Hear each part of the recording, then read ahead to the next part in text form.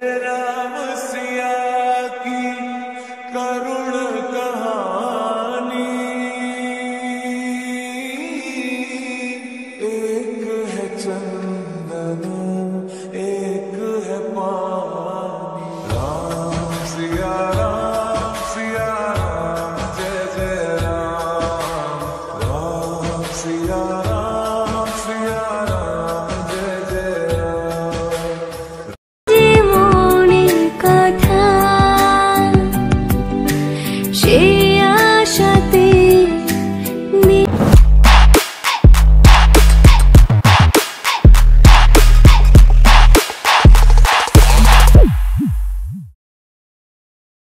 নমস্কার বন্ধুরা, আমি সুস্মিতা হাজির হয়েছি আবারও নতুন একটা তথ্যমূলক ভিডিও নিয়ে। তো কেমন আছো বন্ধুরা?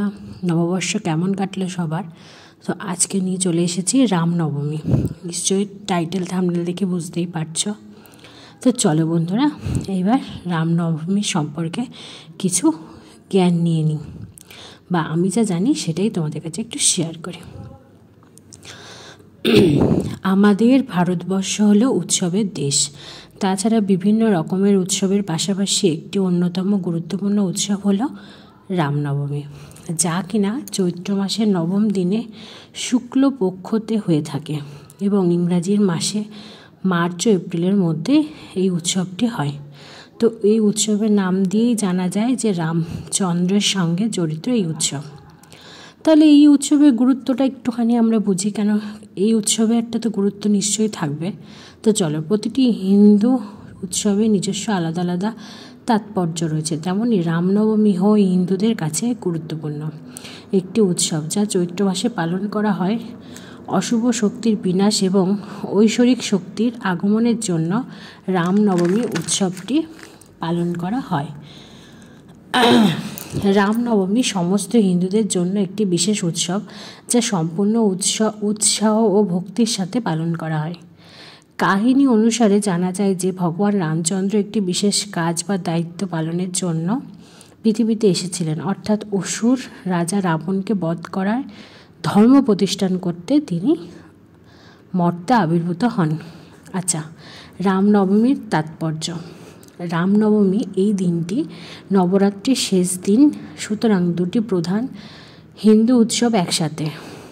এই উৎসবটি গুরুত্বপূর্ণ আরও বেশি বাড়িয়ে তোলে। রামনবমী উপবাস করলে পাপের ক্ষয় হয় এবং শুভ ফল দেয় বলে মনে করা হয়। এই দিন বেশিরভাগ মানুষ উপবাস করে থাকেন এবং নদীতে স্নান করে সমস্ত ভক্তরা রামের আশীর্বাদ গ্রহণ করে। রামচন্দ্রের ত্যাগ মানুষকে অনেক বেশি শান্ত করতে সাহায্য করে, কেননা তিনি রাজ পরিবারে জন্মগ্রহণ করার পরেও রাজবাড়ির সমস্ত আরাম আয়েশ ছেড়ে দিয়ে বনের জীবনযাপন করেন শুধুমাত্র পিতার আদেশে। সেই কারণে রামচন্দ্রের আশীর্বাদ গ্রহণ করার জন্য তার জন্মতিথি প্রতি বছর রামনবমী নামে পালন করা হয়। বিশেষ করে অযোধ্যা ও বেনারসে গঙ্গা সরায়ু নদীর স্নান করে এবং ভগবান রাম, সীতা, হনুমানের রথযাত্রা আয়োজন করা হয়। আচ্ছা, এইবার তাহলে চলো রামনবমীর ইতিহাস সম্পর্কে একটু জেনে নিই। হিন্দু ধর্মের একটি মহান এবং ধর্মীয় মহাকাব্য হলো রামায়ণ, যা অযোধ্যার রাজা দশরথ এবং তার পুত্র শ্রীরামচন্দ্রের সমস্ত ঘটনাকে বর্ণনা করে। পুরাণিক কাহিনী অনুসারে জানা যায় যে রাজা দশরথের 3টি রানী ছিল, তবে তিনি 3 নারীর কাছে কোনো রকম সন্তান সুখ পাননি। ঋষিদের কাছে এই বিষয়ে অনেক পরামর্শ করার পর রাজা দশরথকে পুত্রেষ্ঠি যজ্ঞ করার পরামর্শ দেওয়া হয়। সেই মতো রাজা যজ্ঞ করেন এবং সেই যজ্ঞ যে ক্ষীর প্রাপ্ত হয়, সেই ক্ষীর রাজা তিনি রানীর মধ্যে প্রিয় রানী কৌশল্যাকে দিয়েছিলেন। যেহেতু 3 রানীর মধ্যে বন্ধুত্বপূর্ণ সম্পর্ক ছিল, তাই কৌশল্যা সেই ক্ষীর অর্ধেক কৈকেয়ীকে দিয়েছিলেন। সেই কারণে কৌশল্যার গর্ভে রামচন্দ্র এবং কৈকেয়ীর গর্ভে ভরত এবং সুমিত্রা 2 ভাগ ক্ষীর খাওয়ার জন্য লক্ষ্মণ এবং শত্রুঘ্নও জন্মগ্রহণ করেন। রামচন্দ্র চৈত্র মাসের নবম দিনে শুক্লপক্ষতে জন্মগ্রহণ করেন। অযোধ্যার বাসিন্দা বাসিন্দা তাদের নতুন রাজার সাথে খুব খুশি হয়েছিলেন, তাই তারা প্রতি বছর রামনবমী হিসাবে রাজার জন্মদিন পালন করেন, যা সম্পূর্ণ ভারতবর্ষে একটি ঐতিহ্য উৎসব হিসাবে আজও পরিচিত। রামচন্দ্র কে ছিলেন? প্রাচীন ভারতের হিন্দু ধর্মগ্রন্থ অনুসারে যুগ যুগ ধরে ভগবান বিষ্ণু এই বিশ্ব সংসারে লালন পালন করে আসছেন। বিভিন্ন যুগে বিভিন্ন রকমের অবতার এই রূপ ধারণ করে এই পৃথিবীতে ধারণ করে অবতরণ করেছেন।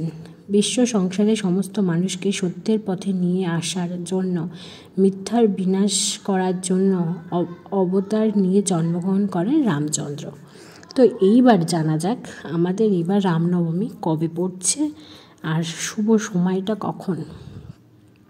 17 এপ্রিল পড়েছে রামনবমী। এই নবমী তিথি শুরু হয় 16 এপ্রিল দুপুর 1:23 থেকে তিথি শুরু হবে এবং তিথি শেষ হবে 17 এপ্রিল দুপুর 3:14 পর্যন্ত।